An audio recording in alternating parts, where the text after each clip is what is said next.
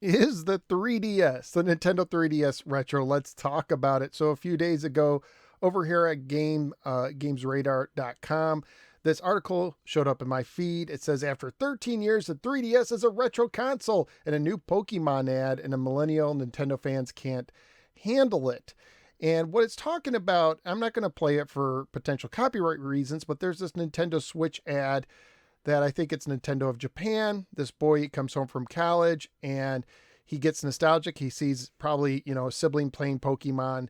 He decides to get out his 3DS and play some Pokemon. It pulls it out there. It's like in this storeway clear tote. And so I don't believe the ad specifically says it's retro, but it's a story about someone coming home from college and being nostalgic for something. And I guess some people are like, it's not retro. It's too early to be retro.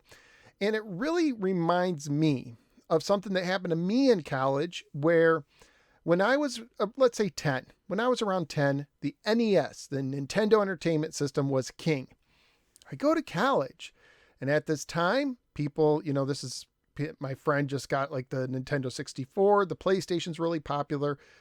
About 10, 11, 12 years later, I went to Funko Land when they still had those, and I bought an NES with a ton of games for next to nothing. And to me, that felt retro in college. It's like, man, when I was a kid, this was a big deal. And, you couldn't go to the store and buy an NES at that time.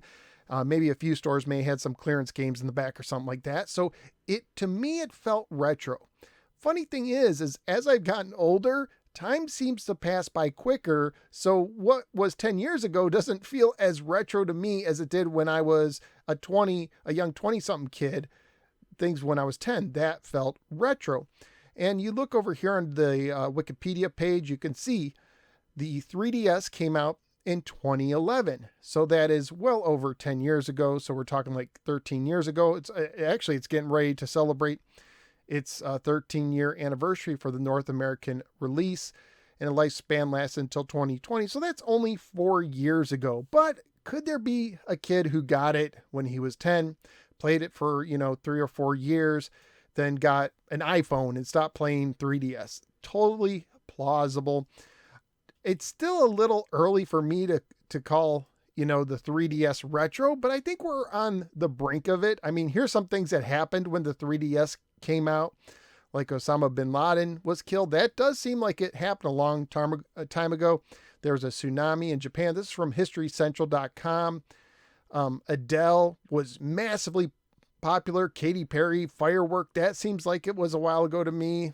Some of these movies that came out at the time, like Thor and Cars 2, that does seem like a while away. And Two and a Half Men was still a big deal on TV, and Two Broke Girls. So there's things where it does, in a way, yeah, that time is starting to feel a little bit retro. It's not exactly retro to me, but it's nothing to like lose your head over, I don't think.